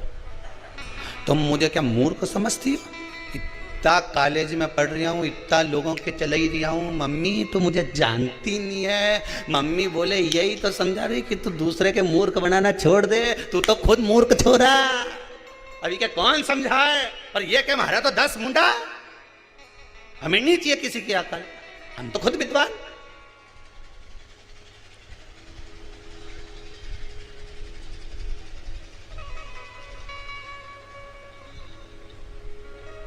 हम तो खुद विद्वान। और दुर्योधन को कितना समझाया, बापड़ा के बताओ कितना भगवान कृष्ण समझाने के लिए गए, मान जा रहे, देखो हाथ जोड़ो दादा, 5 गांव का राज्य दे दे इनके, क्या एक सुई की नोक के बराबर नहीं दो। फिर भगवान ने भी कह दिया ठीक है, आप सुई भी ले लेंगे ना नोक भी ले लेंगे, तो एक ही लग गई मिर्ची। कि बताओ भगवान कृष्ण तो पांडवों का साथ दे रहा है, लग जाए। सत्य कहो, श्रेष्ठ कहो, दुनिया के लोगों को सही राय दीजिए, सही मार्ग बतलाइए, फिर भले उन्हें पटना की लगे चाहे काली लगे, अपने कोई फर्क नहीं पड़े। तुम तो अपने सत्य पे टिके रहो, तुम्हें क्या करना। अब आज की बात ले लो, आज कोई पूछ रहा था, ए गुरुजी, हमने कहा हाँ बोलो, व्यक्ति को गाड़ी किस स्पीड में चलाना चाहिए? मैंने कहा ये और पूछना रह गया था, इतनी सी बात वो भी हमसे पूछ रहा है। नहीं, अब हमने पूछा कहाँ से आया था, कि आगरा से। हमने कहा तो आगरा से आके तो इतनी सी बात पूछना है कि कौन सी स्पीड में गाड़ी चलाना चाहिए? जितने साल का तू उतनी स्पीड में गाड़ी चला। तू 20 साल का है तो स्पीड कितनी रख? 20। तो 30 का है तो स्पीड कितनी रख? 30। तो 40 का है तो गाड़ी की स्पीड 40। तू 100 का फिर 101 पे चला, कौन मना करे था? ऊपर ही तो जाना है, फिर 100 के ऊपर। गलत की, अरे बोलो तो जम के, गलत की। जितने साल के तुम हो, जितनी तुम्हारी उम्र है, गाड़ी की स्पीड उतनी रखना तो एक्सीडेंट नहीं होगा। जहां उम्र से ज्यादा स्पीड गाड़ी की गई तो भेरू गया। तुम 30 के, गाड़ी की स्पीड 30 की रख। तुम 40 के, गाड़ी की स्पीड 40 रख। तुम 80 के, गाड़ी की स्पीड 80 रख। जब तुम 100 के बाद तो तुम कांटा भी टिक दोगा तो कोई बात नहीं, फिर कोई फर्क नहीं पड़े। स्पीड देखना है तो उम्र से देखो, ज्यादा तेज गाड़ी भगाओगे, 20 की उम्र है और 80 100 पे चलाओगे तो कभी भी ऐसा स्पीड ब्रेकर से उचकोगे ना, कजन कहाँ जाओगा पता ही नहीं पड़ पाएगा। इसलिए जितनी साल का हैप्पी बर्थडे टू यू मनाए उतनी गाड़ी की स्पीड बढ़ा, उससे ज्यादा आगे मत जा। सोच लेना, गया कि गया।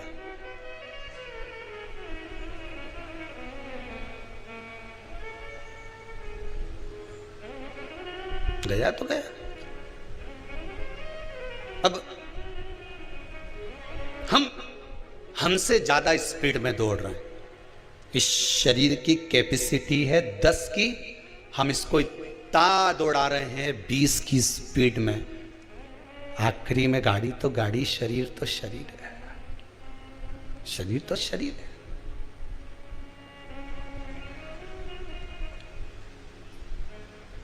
आठ बजे से दुकान पे बैठ गया, 9 बजे तक उठ नहीं रहा। बाद में के मारे स्लिप डिस्क हो गया, हमारा गुड़िया खसक गया। डॉक्टर के यहाँ गया, डॉक्टर साहब बोले पट्टा बांध लो। डॉक्टर ने एक बात नहीं बोली कि पट्टा बांध लो, डॉक्टर बोला। किसी संत के पास जाता तो एक ही बात कहता, शिव महापुराण का पट्टा बांध ले।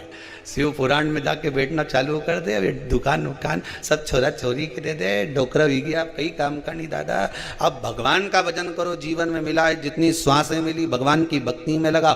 काम करो मना नहीं है, दिल से करो। दुकान चलाना है खूब चलाओ, व्यापार करना है खूब चलाओ, तुम्हारा शरीर चले तब तक चलाओ, पर साथ में शिव नाम गाते जाओ, राम नाम गाते जाओ, भगवान कृष्ण का भजन गाते जाओ। ये जीवन का कोई ठिकाना, कोई ठिकाना नहीं। कौन सा भरोसा। अब भक्ति में रम जाओ जितना रम सकते। देव ऋषि नारद के मन में नहीं रहा अहंकार। भगवान कृष्ण के, भगवान विष्णु के सामने जाकर कह दिया।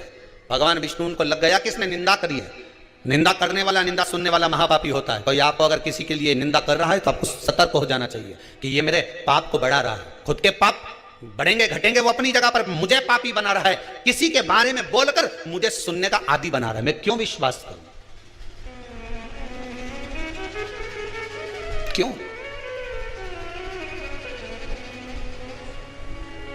भला किसी का कर ना सको तो जम के तो बोलो, बुरा किसी का मत करना। फूल नहीं बन सकते तो कांटे बनकर मत ले। एक कौन सी सब्जी होती है जो पितृपक्ष में ब्राह्मण को भोजन कराते समय नहीं बनाई जाती? एक तो कुमड़ा, दूसरा पत्ता गोभी।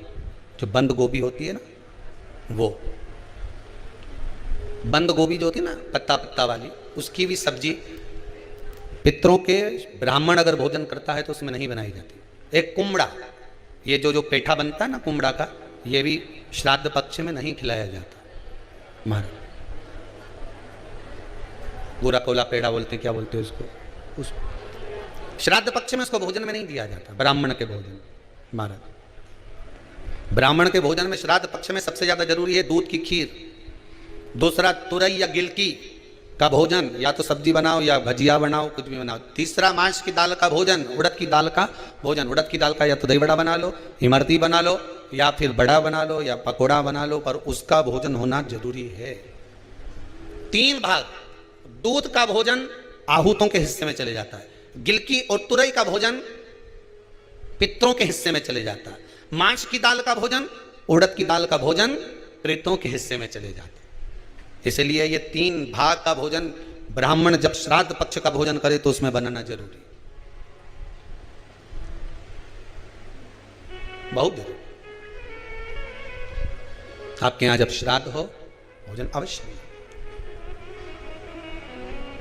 कई लोग कहते हैं गुरुदेव जब हम गया जी से आ जाएं तो क्या ब्राह्मण भोजन कराना जरूरी है?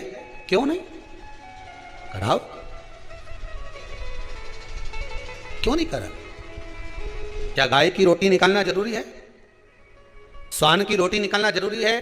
कौवे की रोटी निकालना जरूरी है? हम कहते हैं अगर श्राद्ध गया जी का हो गया तो भले कौए की मत निकालो, पर गाय की, स्वान की, ब्राह्मण जन की भोजन प्रसादी जरूरी।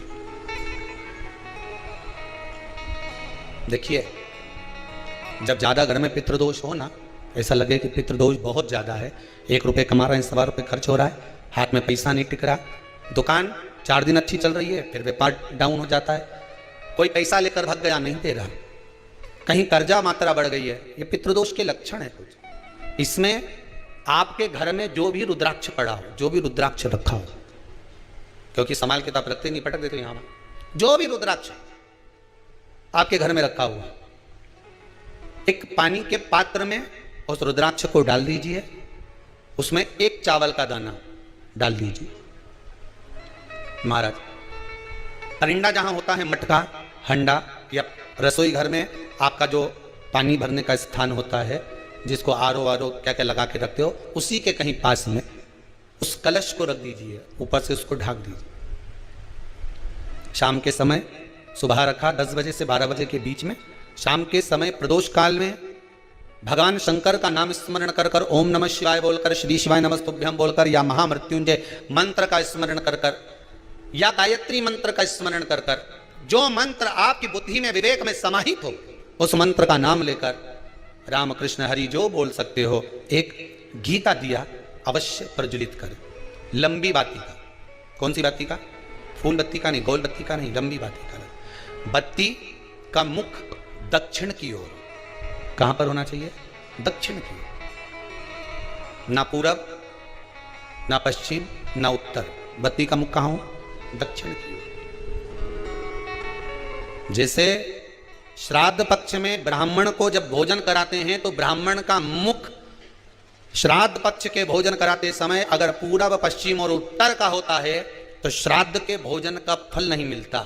उसका मुख दक्षिण का होता है, तो हमारे घर के जितने भी पितर उस तिथि में गए होते हैं, सबको उसका भाग मिल जाता है और पितृदोष समाप्त हो जाता है। इसलिए ब्राह्मण का मुख श्राद्ध पक्ष में भोजन कराते समय दक्षिण का होना चाहिए।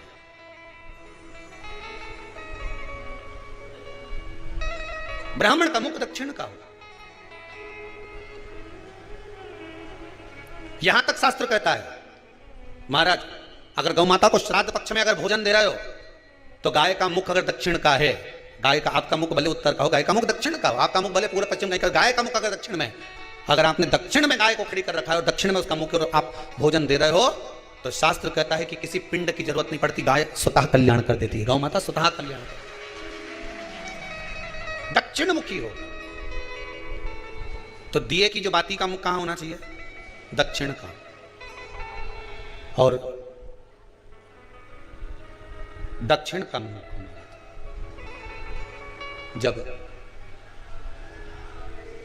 जब दक्षिण का मुख हो, दक्षिण की ओर बाती हो महाराज, तब दक्षिण की बाती जलाने के बाद में भगवान से वहीं पर प्रार्थना करें।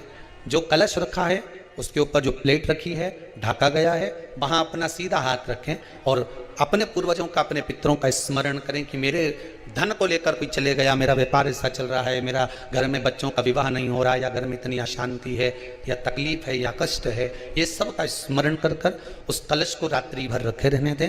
सुबह स्नान आदि करने के बाद फिर एक घी का दिया दक्षिण की ओर लगाकर सुबह 10 बजे से 12 बजे के बीच में उस जल को शिव जी को समर्पित कर कर जाएं और वो रुद्राक्ष लेकर वापिस आ जाएं। महाराज वापिस आ जाए, उस रुद्राक्ष को अपने घर में रख दीजिए। वर्ष भर वो रुद्राक्ष आपको कभी बीमारी से नहीं घिरने देगा, कभी किसी जगह खड्डे में नहीं जाने देगा, वो उन्नति की ओर ही बढ़ाएगा। भले कोई भी रुद्राक्ष हो, 1 मुखी से लेकर 14 मुखी, 20 मुखी, 18 मुखी, जो रुद्राक्ष आपके पास में, आप तो उसका स्मरण करिए, आप उसका स्मरण करें। रुद्राक्ष का जल शिव को समर्पित करें। पितरों के जितने भी द्वार हैं, पितरों के जितने भी दरवाजे हैं, पितृलोक में जितने भी पितृ विराजमान होते हैं महाराज, ये सब शंकर के ऊपर चढ़े हुए जल का भाग ग्रहण करते हैं, शिव के ऊपर चढ़ा। 33 कोटि देवताओं में से कोई एक देवता ऐसा बता दो जिसको काली तिल्ली चढ़ती हो, काली मिर्च चढ़ती हो, सारे वृक्षों की पत्तियां चढ़ती हो, सब तरह के पुष्प चढ़ते हो, दुर्वा भी चढ़ती हो, बेलपत्र भी चढ़ता हो, आँख का पुष्प भी चढ़ता हो, धतूरा भी चढ़ता हो, जिसको भांग आदि भी चढ़ती हो, तुलसी की मंजरी भी चढ़ती हो। तुलसी की मंजरी भी शंकर को चढ़ती, तुलसी का दल नहीं, मंजरी वो भी चढ़ती। 33 कोटि देवताओं में कोई ऐसा देवता होता, संपूर्ण सामग्री भगवान केवल एक है, देव अधिदेव। काली तिल भी चढ़ रही है, काली मिर्च भी चढ़ रही है, जिनको संपूर्ण सामग्री भगवान शिव को समर्पित हो रही, संपूर्ण यहां तक राई, सरसों, राई के दाने तक भगवान शंकर को चढ़ते हैं। 1.25 लाख दाने का प्रमाण है महाराज शंकर जी को समर्पित करने का। सरसों चढ़ती, राई चढ़ती महाराज, पुष्प, बेलपत्र, दुर्वा, जगह जगह के पुष्प शिव को समर्पित होते हैं। दे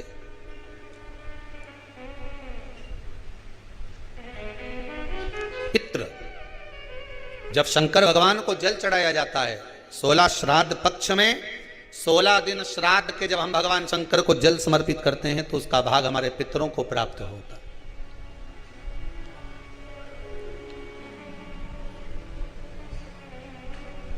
केवल 16 श्राद्ध के दिन ही ऐसे होते हैं जिसमें शंकर भगवान को जल में दूध मिलाकर चढ़ाने की जगह, दूध भले 1 चम्मच चढ़ा रहे हो पर अलग से चढ़ाओ, कच्चा दूध अलग से चढ़ाओ, उसके बाद भले तुम जल चढ़ा दो, पर लोटे में जल में दूध मिलाकर 16 दिन श्राद्ध पक्ष में नहीं ले जाना।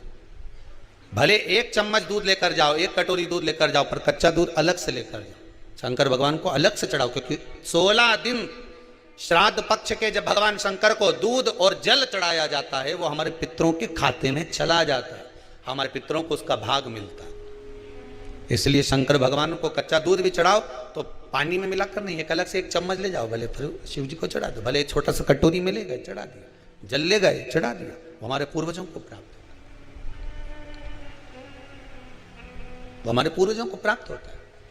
जिस बालक बालिका का जॉब नहीं लग रहा हो, सर्विस नहीं लग रही हो, नौकरी नहीं लग रही हो, जगह जगह पहले करते थे जॉब, अब छूट गई, 2 साल हो गए, 3 साल हो गए, सर्विस नहीं लग रही हो, बहुत प्रयास कर लिया हो, बहुत प्रयास, तो महाराज काली तिल्ली को पीस कर उसको जल के पात्र में डालकर अपने घर के मटका, परिंडा, पितरों का जो स्थान होता है, जलाशय होता है, उसके पास में एक पात्र में रख दीजिए।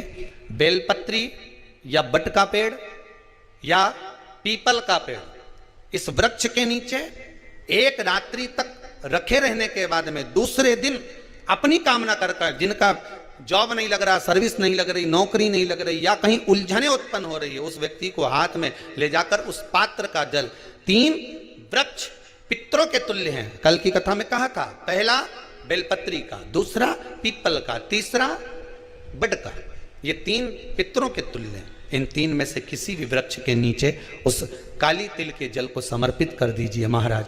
बाबा चाहेगा, भोलेनाथ जी चाहेगा तो 3 महीने में कहीं ना कहीं योग बना ही देगा, ये पक्का। बाबा पर विश्वास रखकर, शंकर भगवान पर भरोसा विश्वास रखकर आप कार्य करेंगे, क्यों ना हो।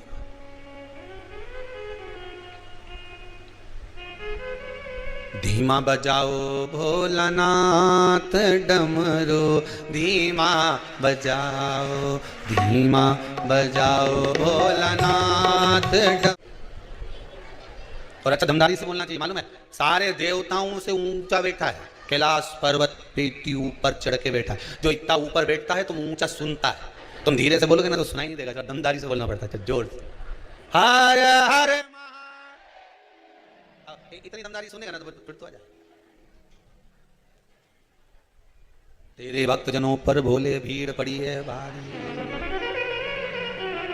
अब तो सुनकर आ जाओ हे मेरे भोले त्रिपुरारी।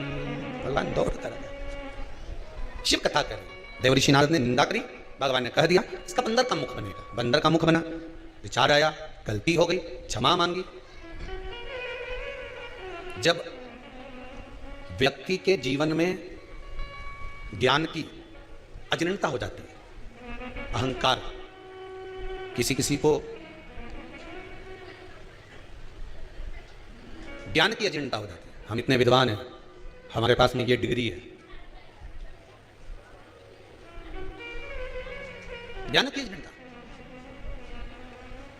तो लोग क्या कहने लगते हैं, देवऋषि नारद ने विचार करा कि मैंने इतना कामदेव को जीत लिया और काम को जीतने के बाद कहां मेरा भाग्य फूटा कि मैंने देव अधिदेव महादेव को जाकर अपना अभिमान प्रस्तुत कर दिया। एक बात लोग कई बार कहते हैं, आपने भी सुनी होगी, धर्म करते, आप मालूम है क्या? बहुत अच्छे से लोग बात बोलते हैं, बहुत प्रेम से, धर्म करते कर्म फूटे। पर देखा जाए तो ऐसी कोई बात नहीं है। तुम धर्म के पथ पर चलोगे, सतमार्ग पर चलोगे, ईमानदारी के मार्ग पर चलोगे, सतमार्ग की ओर अग्रसर होगे तो ये पक्का है, कर्म नहीं फूटते। तुम्हारे कर्म में जो कुछ बेकार होगा वो कटेगा, फूटेगा नहीं। धर्म करते कर्म नहीं फूटे तो लोगों ने कहानी बना दी, कर्म फूटे। भगवान धर्म के पथ पर चलोगे तो लोगों के ताने सुनना पड़ेगा कि नहीं सुनना पड़ेगा? अरे दम के तो बोलो। इससे पहली वाली कथा और इससे पहले वाली कथा में एक बात कही थी, चोर को खांसी कही थी, संत को दासी और व्यक्ति को आलसी, ये तीनों नरक की ओर ले जाते हैं। बोला था चोरी करने गया व्यक्ति खांस दे गया, और संत के पास अगर कहीं की दासी हो तो वो संत भी।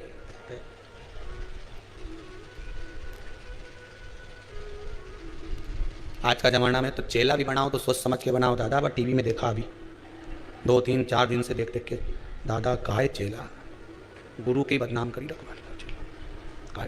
50 बार विचार करना पड़ेगा गुरु को चेला बनाने से पहले। ये सोचने वाली बात है, बहुत ध्यान रखना अपनी जिंदगी में।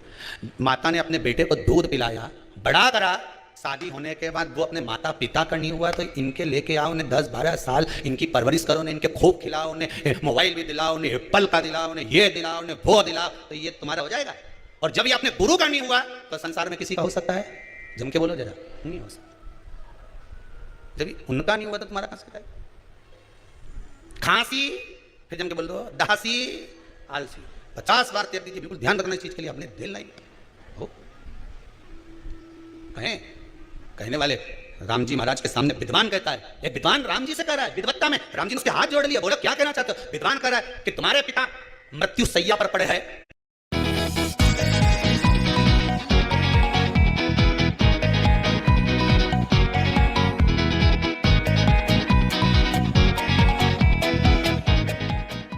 मर गए, तेल के उस कुंड में उनको रखा और तुम उनकी औलाद अंतिम संस्कार करने नहीं आई।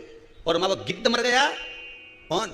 वह जटायु, वो गिद्ध मर गया और उसका अंतिम संस्कार कर रहे, और तुमने अपने पिता का अंतिम संस्कार नहीं करा, तुम्हारे जैसा पुत्र नहीं देखा। एक विद्वान ने राम जी पर उंगली उठा दी, राम जी की आंख से आंसू बह रहे थे। दुनिया के लोग ताने कसने में पीछे नहीं हटे रहे दादा, पर राम जी जैसी सतर्कता रखना। राम जी से विद्वान करा है कि अपने पिता को तुम अंतिम संस्कार करने नहीं आ रहा, वो गिद्ध का वो पक्षी का तुमने अंतिम संस्कार करा।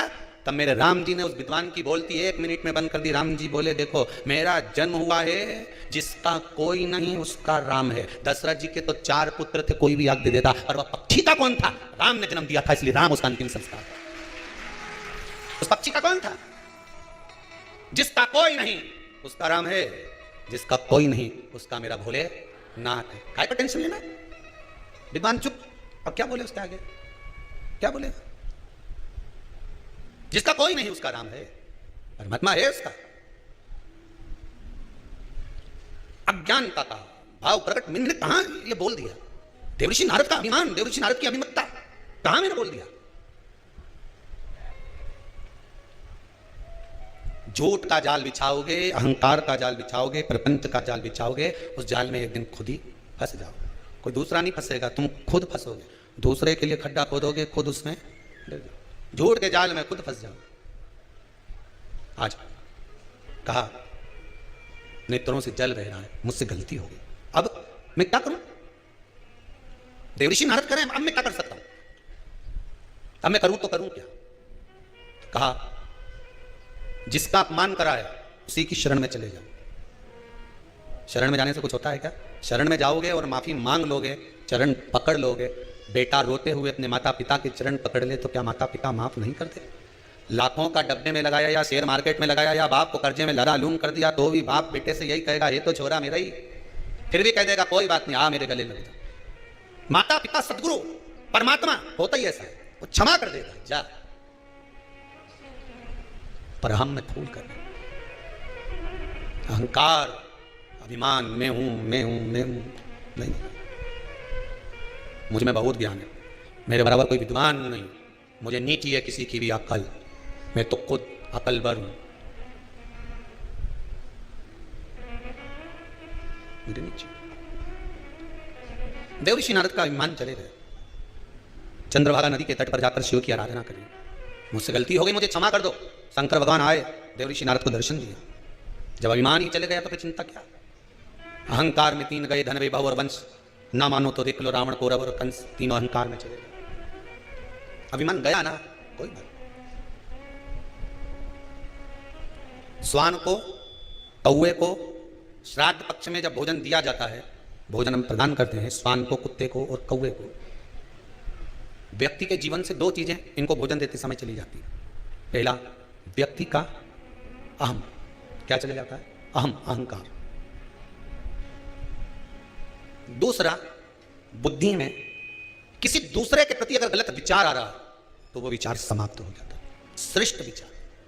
पहले हमारे हिंदू धर्म में एक नियम था पक्षियों को दाना देने का, था कि नहीं था, कि पक्षियों को लोग दाना देते। दाना देने का कारण बड़ी प्रसन्नता होती है। जब आप लोग कई पक्षियों को दाना देने जाओगे, ऐसे पटकोगे, पक्षी उड़ के आएंगे, खाएंगे, उड़ के जाएंगे, थोड़ा सा आगे बढ़ेंगे, फिर उड़ेंगे, बड़ी प्रसन्नता होती है। कारण क्या है? पक्षियों को दाने का हमारे हिंदू धर्म में प्रमाण क्यों कहा गया? उसका केवल एक कारण है कि हमारे भीतर जो किसी के प्रति बैरभाव होता है, हमारे भीतर किसी के प्रति कपट भाव होता है, पक्षी को दाना देते समय वो कपट, वो बैरभाव समाप्त हो जाता है। पक्षी को दाना देते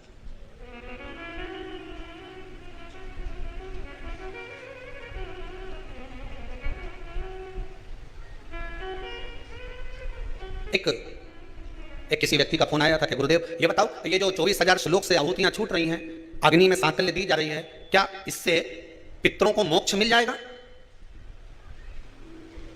प्राप्त हो जाएगा?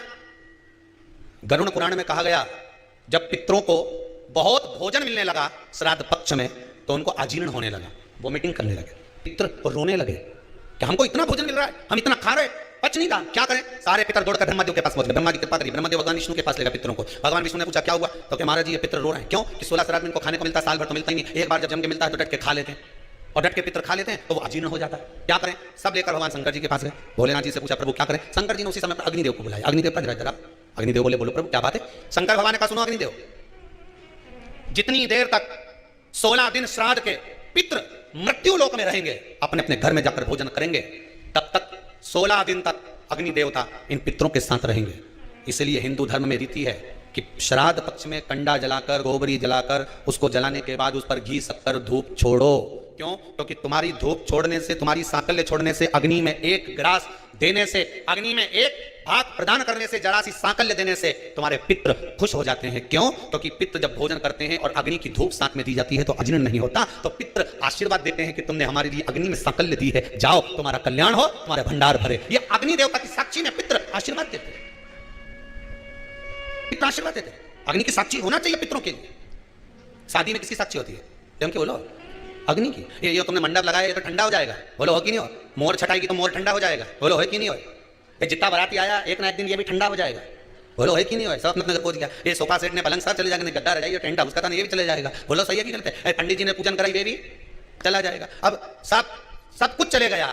फिर शादी का जो तुम्हारा संबंध हुआ है, हाथ जो पकड़ाया गया है, उसकी साक्षी कौन देगा? तो ये जो अग्नि की 7 भावर डाली है, ये अग्नि साक्षी है। उसी तरह पितृपक्ष में आप लोगों ने जो अपना नाम गोत्र लिख कर भेजा है और उनकी जो सांकल्य डल रही है, वो अग्नि उन पितरों की साक्षी है, उसका फल हो जाए, उसका मोक्षता हो जाए। कल लगभग 400 से 450 ग्रुप में जितने लोग जुड़े थे उनके सांकल्य हुई थी। आज फिर 400 450 ग्रुपों को सूचना दी गई कि आपके नाम की आहुतियां चल रही हैं, जो नाम आपने भेजे थे। ब्राह्मण भोज आप लोग दर्शन कर रहे होंगे टीवी पर भी, भंडारा भोज, दुनिया भर में तो केवल ब्राह्मण भोज हो रहा है, पर यहाँ इस कुबेरेश्वर धाम में जितने लोग आ रहे हैं सब मुख झूठा कर कर जा रहे हैं। आपने जो दान दिया है, पुण्य करा है, सत्कर्म करा है, आपका अन्न भाग कम से कम आप अपनी आंखों से लगता हुआ देख तो रहे हैं। इसकी खुशी तो है आपको कि आप सत जगह पर लगा रहे हैं, उसका सत्कर्म में लग रहा है। प्रसन्नता का भाव होना चाहिए, एक आनंद की अनुभूति। और सबसे बड़ी बात तो यह है कि शिव के दरवाजे पर लगा रहे हो, शिव महापुराण में लगा रहे हो। पहले भी कथा में कहा, सब दूर किया हुआ मरने से पहले समाप्त हो जाएगा। जो व्रत करा, दान करा, पुण्य करा, सत्कर्म करा, वो सारा तुम्हारे मरने से पहले हो सकता है पाप कर्म कर दिया, किसी को गलत दृष्टि से देख लिया, झूठ बोल लिया, प्रपंच कर लिया, समाप्त हो जाएगा। पर शंकर के दरवाजे पर करा हुआ, शिव महापुराण में किया गया कभी समाप्त नहीं होता, जो करा उसका 1000 गुना मृत्यु के समय पर प्राप्त हो जाता है, अंतिम क्षण हमें प्राप्त हो जाता है, अंतिम क्षण। सहज नहीं है महाराज शिव महापुराण। ये यजमान कथा करा रहे हैं औरंगाबाद जलगांव से आकर। भगवान की कृपा है, पितरों का आशीर्वाद है, जो ये कथा मंडप में बैठकर कथा का रस स्वादन करा। और आपको भी धन्यवाद देता हूँ जितने टीवी पर सुन रहे हैं, मोबाइल पर सुन रहे हैं या यहाँ बैठकर सुन रहे हैं, उनको भी धन्यवाद है। बाबा ने कृपा करी जो इस पितृ मोक्ष यज्ञ की परिक्रमा करने का आपको फल मिला। कुछ नहीं तो 11, 21, 51, 108 परिक्रमा लगा कर जाना, कहीं पितरों की मुक्ति का, मोक्ष का फल, स्मरण करने का मौका। आए हो तो लगा जाओ, ऑनलाइन सुन रहे हो तो घर से ही स्मरण की परिक्रमा लगा लो कि हमने कुबेरेश्वर धाम में जो हमारे पूर्वजों के नाम भेजे हैं उनके स्मरण कर परिक्रमा कर। मोबाइल पर सुन रहे हो, मोबाइल पर स्मरण कर कर अपने पितरों की परिक्रमा का स्मरण कर। शिव का वास हो, शंकर का कथा कर रही है, शिव महापुराण वर्णन कर रही है। देवर्षि नारद के हृदय चित्त में अहंकार चला गया, अभिमान गया, और अभिमान गया तब बाबा ने कृपा कर शंकर जी का दर्शन हुआ। आज्ञा करी, क्या चाहते हो? नारद जी कहते हैं बस भक्ति करता था, श्रीमन नारायण का स्मरण करता था, पर भक्ति के पथ से मैं वंचित हो गया था, भक्ति के पथ से मैं छूट गया था। और भक्ति के पथ से जब मैं छूट गया, भक्ति के पथ से मैं वंचित हो गया, जब व्यक्ति के भीतर अहम आ जाता है, अहंकार आ जाता है, अभिमत्ता आ जाती है, तब व्यक्ति भक्ति के पथ से हट जाता है। एक बात बहुत अच्छे से समझ लेना, बहुत सारी जगह का भोजन करोगे तो एक जगह में मन लगेगा क्या? अरे बोलो तो सही, अच्छे से तो बोलो, लगेगा एक जगह? नहीं। एक जगह पर अगर मन को लगाना है, अपने मन को एक जगह पर अगर स्थिर करना है, तो भोजन भी जम के बोलिए एक जगह का ही करना चाहिए। और एक बात अन्न के लिए बहुत ध्यान दीजिएगा महाराज, एक बात अपने जीवन में उतारिएगा कि प्रयास करना, तीर्थ में जाओ, होटल का भाग कम खाकर कहीं संत साधु सन्यासी कहीं आश्रम आदि में थोड़ा सा भी मिल जाए ना कण का मात्र तो उसे पा लेना, प्रसाद मिल जाए उसको पा लेना। कहीं किसी आश्रम में जाओ, कभी भगवान के दरवाजे पर जाओ तो थोड़ा सा भाग मांग कर पा लेना। क्यों? उससे ना जाने इस आत्मा को कितनी संतुष्टि होगी, परमात्मा का दर्शन ना जाने कितनी जल्दी हो जाए। दर्शन मात्र प्रसाद भगवान को पाना, भक्ति का मार्ग।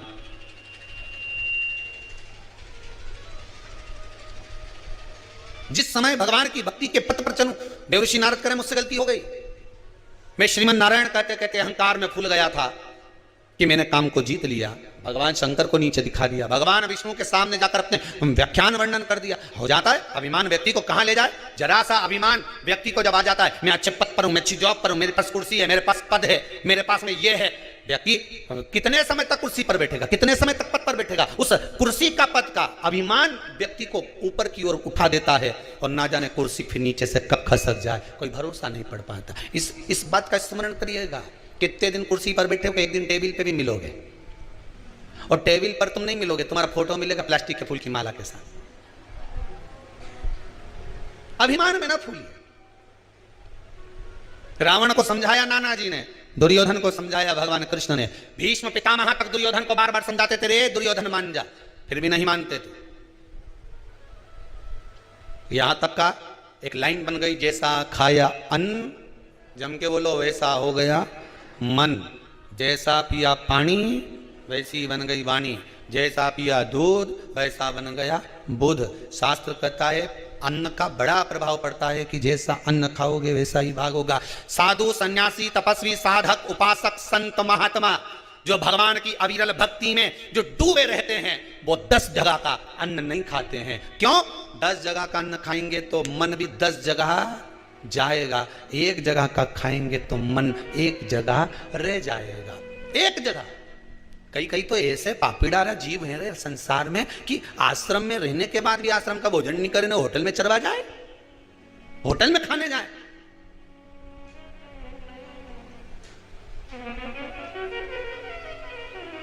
क्यों रे, आश्रम में चाय क्यों नहीं पियो? पथरी है। इसलिए हमने सोचा कि पास में दुकान लगी हो तो हम मत थोड़ी देर चले जाएं, तो राय पे ने वहां पिया है। तुम्हें जाड़ी मिली? हाँ, यहां पतरी है।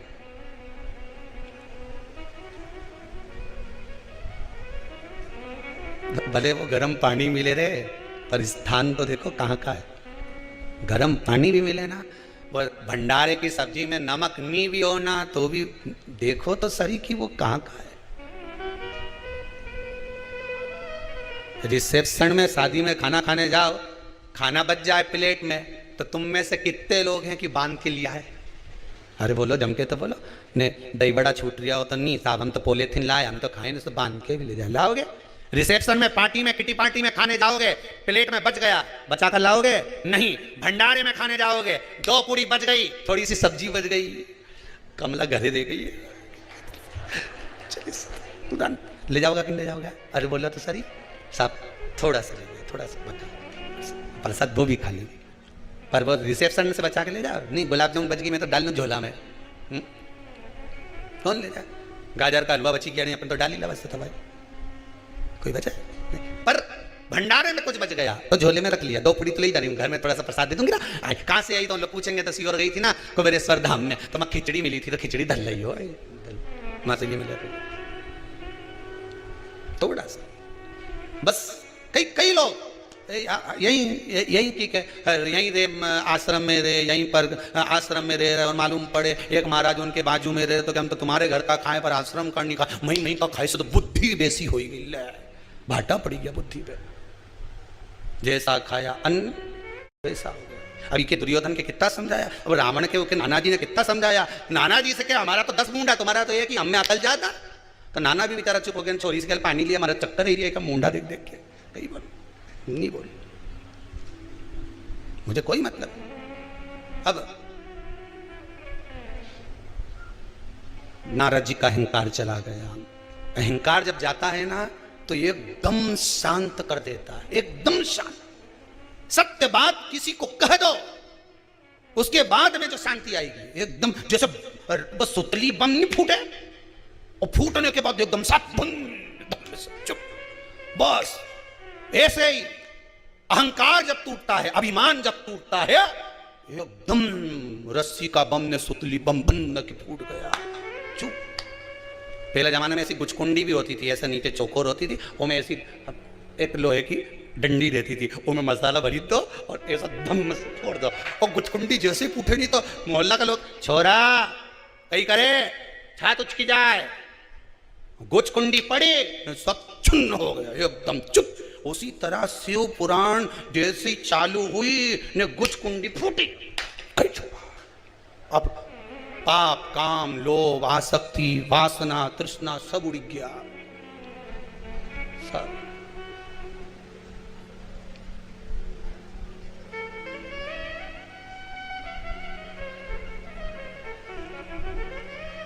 क्या दिवाली के टाइम कथा है क्या टीवी पे है? अच्छा, नहीं, दिवाली के टाइम का शिव पुराण होती तो अपन फटाका शिव पुराण बांध देता।